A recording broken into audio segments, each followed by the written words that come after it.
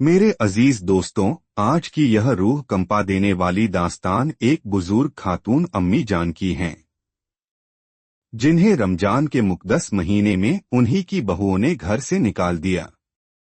जलते सूरज के नीचे तपती जमीन पर वह बेजार, बेहाल और बेसहारा पड़ी थी। भूख और प्यास ने जिस्म की आखिरी ताकत तक निचोड़ ली थी। आंखों के सामने अंधेरा छा रहा था। लू के थपेड़ों ने जिस्म को बेहिस कर दिया था। कोई उनका हाल पूछने वाला तक न था। कांपते होठों से बस एक दर्द भरी सिसकी निकली, या अल्लाह, मुझसे अब और नहीं चला जाता। उनकी हर हड्डी जवाब दे रही थी।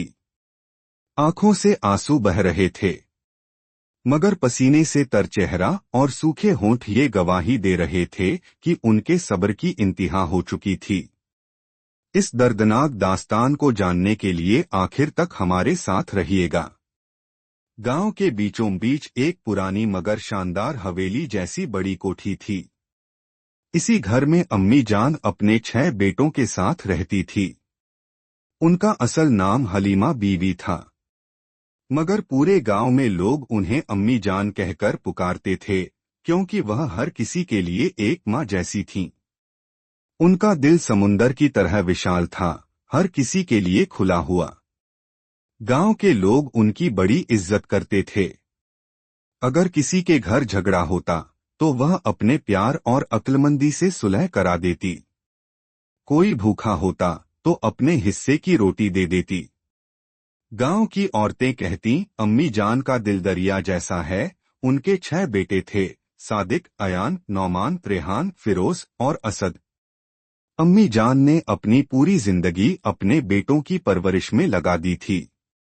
वह खुद भूखी रह जाती, मगर अपने बच्चों को किसी चीज की कमी महसूस नहीं होने देती। वक्त गुजरता गया, बेटे बड़े हो गए और उनके घर में बहुएं आने का वक्त आ गया। अम्मी जान ने अपनी हैसियत से बढ़कर अपने बेटों की शादियां की, अच्छे घरों से बहुएं लाईं, ताकि घर में बरकत आए, खुशियां बढ़े। जब पहली बहू आई तो अम्मी जान ने अपनी कोठरी छोड़कर उसे सबसे अच्छा कमरा दे दिया। जब दूसरी बहू आई तो खुद अपने हाथों से घर की दीवारें चमकाईं, ताकि नई बहू को अच्छा लगे। इस तरह एक एक करके 6 बहुएं घर में आ गईं। शुरुआत में सब कुछ ठीक था। घर में रौनक थी, हर तरफ हलचल थी। मगर धीरे धीरे अम्मी जान को महसूस हुआ कि अब बहुएं उन्हें पहले जैसा नहीं मानती। जो बहुएं शादी से पहले बड़ी मीठी बातें करती थीं, अब तंज करने लगीं। अम्मी जान को यह बदलाव समझ में नहीं आ रहा था।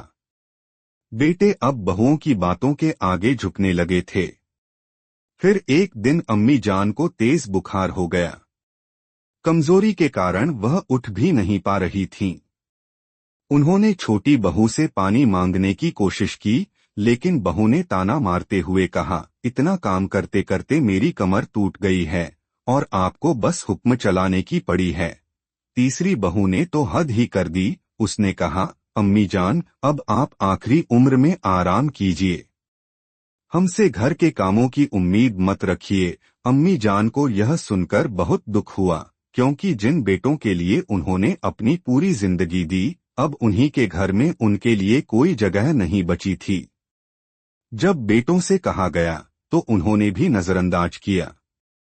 यह बदलाव अम्मी जान के लिए असहनीय था। फिर रमजान का महीना आया, जो अम्मी जान के लिए हमेशा से सबसे प्यारा होता था। वह अब भी रोजे रखने की तैयारी कर रही थीं, लेकिन बहुओं ने उनका मजाक उड़ाया। बड़ी बहू ने ताना मारते हुए कहा, इस उम्र में रोजा रखने की क्या जरूरत है, अब तो तुमसे चलता भी नहीं। बहुएं जानबूझकर उन्हें परेशान करती थीं। कभी सहरी की चीजें समय पर नहीं देती, कभी उनका खाना छुपा देती, कभी खाने में ज्यादा नमक डाल देती। अम्मी जान ने इन सब का सामना सब्र से किया और हमेशा अल्लाह का नाम लिया। लेकिन एक दिन बड़ी बहू ने अम्मी जान को इतना तंग किया कि वह बेहोश हो गई। उसे घर से बाहर फेंक दिया गया और यह सोचकर सब चैन से आराम करने लगे कि यह उनकी गलती नहीं थी। मगर अल्लाह की लाठी बेआवाज होती है। बड़ी बहू का किस्सा बदला और वह जलते तेल में गिर गई। उसकी सजा उसके गुनाह का हिसाब थी। घर वाले जब अपनी गलती को समझे तो हर किसी को पछतावा हुआ। अम्मी जान को ढूंढते हुए सब निकले, लेकिन वह कहीं नहीं मिली। वे सब उनके पास पहुंचे और पछताए, लेकिन अम्मी जान ने कहा, मुझे मेरी बहू के पास ले चलो, मैं उसे देखना चाहती हूँ। यह दर्दनाक घटना हर किसी के लिए एक सबक थी। उन्होंने समझा कि किसी पर जुल्म नहीं करना चाहिए और सिर्फ अल्लाह से ही न्याय की उम्मीद रखनी चाहिए।